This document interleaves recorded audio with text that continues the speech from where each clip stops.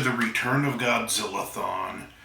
Today we are tackling 1968's Destroy All Monsters.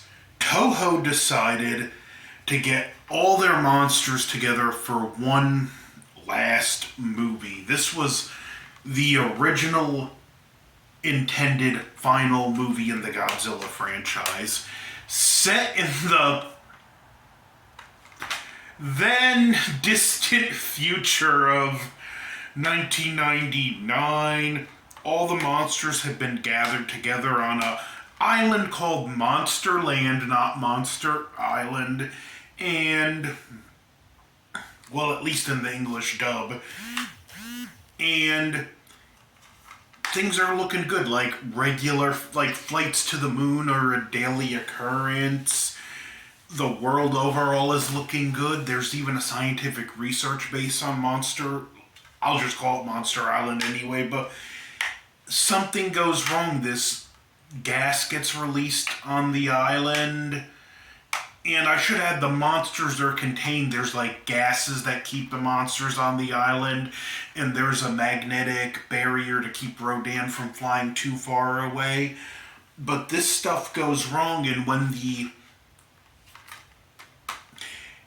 space crew gets there, the scientists on Monster Island are acting weird, and we find out that they're been enslaved by these aliens called the Keelok. We have a escape scene there. One of the guys gets captured who's under their control, who ultimately jumps out of a building so he wouldn't divulge any secrets.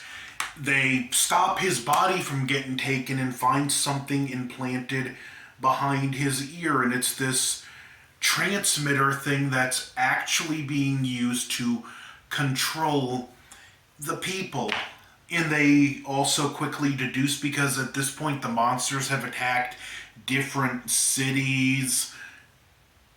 Mothra was in China, Rodan, Moscow, Gorosaurus, even though they call him Baragon in the dub, was in Paris, Godzilla destroying the UN building in New York. In these, they're being controlled by the aliens. Again, fairly human-focused one. Like, this doesn't have as much monster action as you would think in it, but given what the budget for all these suits must have been, like, they did have to sacrifice and make the monster action a little more sparse. But what we got is good. We even get a great scene with Tokyo being attacked with so many of the monsters in it. It's a fun destruction sequence, and the monsters just kind of stay around Mount Fuji, which is led to believe that's where the Keelok base is. We even get more information, like they have these little transmitters planted all over the world. Like, one was even found inside of a coconut, and these are transmitting the signal that's controlling the monsters. The Keelok's ultimatum is pretty much what you would expect. You know, surrender to us and become our servants. This is not conditional, or we will wipe you out. So just standard stuff. The plot's nothing game-changing or earth-shattering. The characters are kind of just there.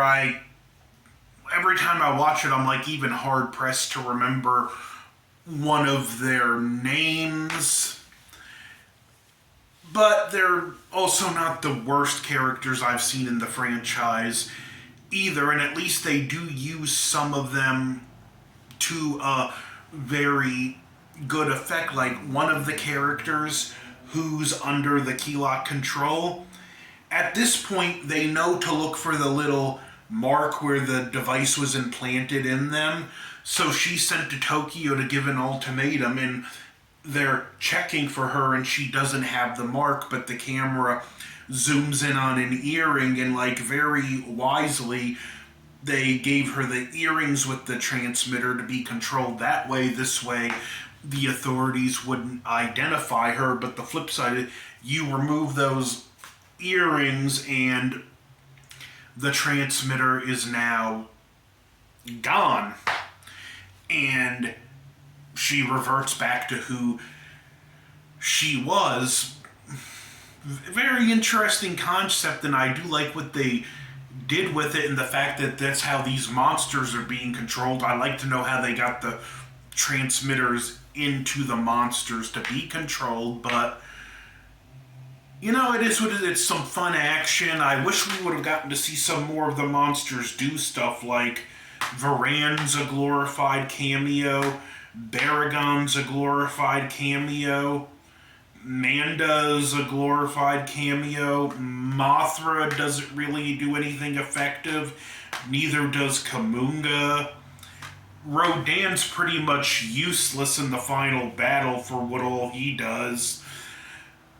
But anyway, the people to the space crew, they take the ship to the moon, destroy a Keylok base they found, and the Keylok like shrink it into these rock things, which we later find out they're basically living metal, and if exposed to cold temperatures, they go into this indefinite hibernation until thousands of degrees temperature awakens them from it so they could be functionally immortal. But they find the transmitter, cut it off so it doesn't work, and when they get back to Earth, like, we find out that the human scientists have figured out a way to control the monsters, so they all converge at the base of Mount Fuji, where the Keylok base is believed to be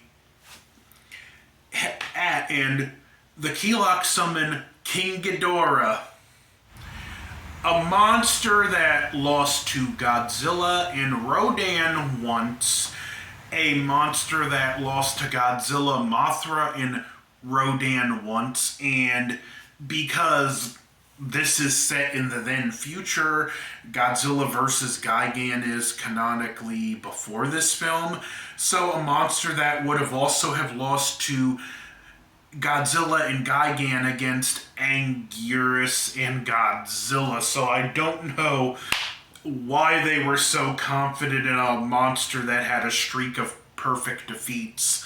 But the fight goes about as well as you would expect, despite Ghidorah getting some good licks in the fight. He's just quickly overwhelmed, overpowered, knocked down, and mercilessly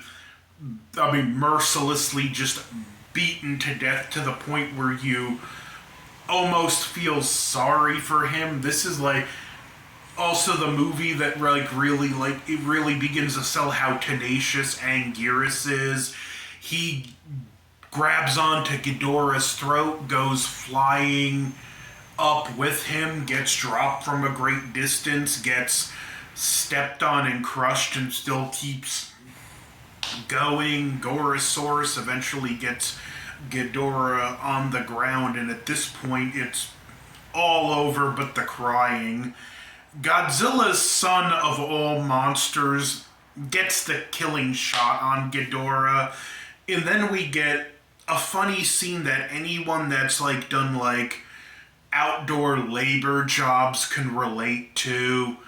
Godzilla's son just kind of stands around and watches the fight, and then when Ghidorah's dead, he's standing on top of Ghidorah's body like he's the guy taking all the credit. And if you've done outdoor labor, you'd probably been there. Like, the stereotype does have truth to it.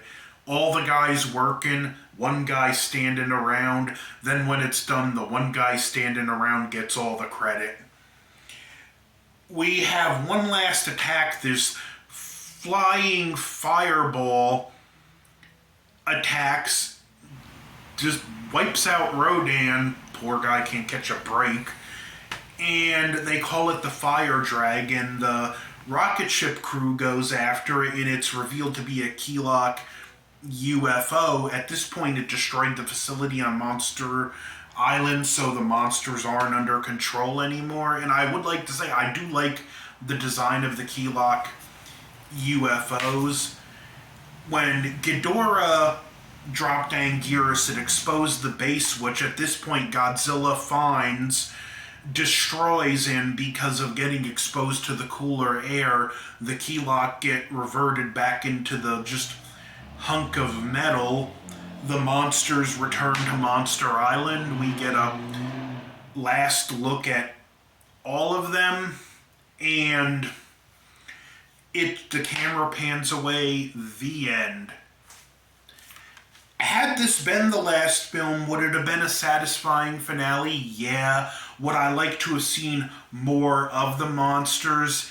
Yeah, like we had scenes where all Mothra and Kamunga were shooting their webbing and silk at King Ghidorah, but you mainly see it after the fight when Ghidorah's dead and the Godzilla and the other monsters are yelling at him, cut it out. Given how well brought to life Kamunga was in Son of Godzilla, I wish he would have done more. I would have liked to have seen him be a little more physical in the fight with King Ghidorah, because it is kind of a letdown that all he does is just spray silk. But I get it, this film had a big budget and that was a very hard puppet to control, so also combine that with King Ghidorah, which the actor in the suit, his main performance was walking forward in supporting the bulk of the suit. There was a bar in the suit he can hold on to. Wires for the wings, wires for the heads, wires for the tails. So, one bad step would have gotten those wires tangled up. So, I also, even though I wish Kamunga would have done more against King Ghidorah, you combine those wires with all the Kamunga wires, I also do absolutely get why we didn't see Kamunga do more. That being said, I do really like this film. Sadly, after this film comes out, we would enter the Dark Ages. All monsters attack.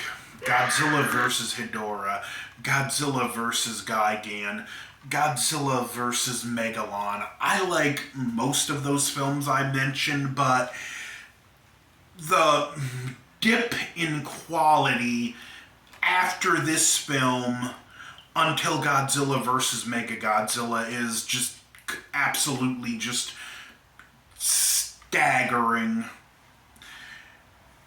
To the point where, you have stock footage added in that even though the battle's at nighttime, they add daytime stock footage. They didn't even put a filter over it. There's scenes where Megalon is smacking at jets with his arms, and when they connect, you see it's Gigan's arms. All monsters attack, which is just primarily a clips movie, and Godzilla vs. Ghidorah, which can best be described as a drug trip. But I'm getting to those movies next. Destroy All Monsters. Definitely watch it. I definitely approve of this movie. More than I can say for the next movie. So, share, comment, subscribe. The Return of Godzilla-thon will continue. Over and out.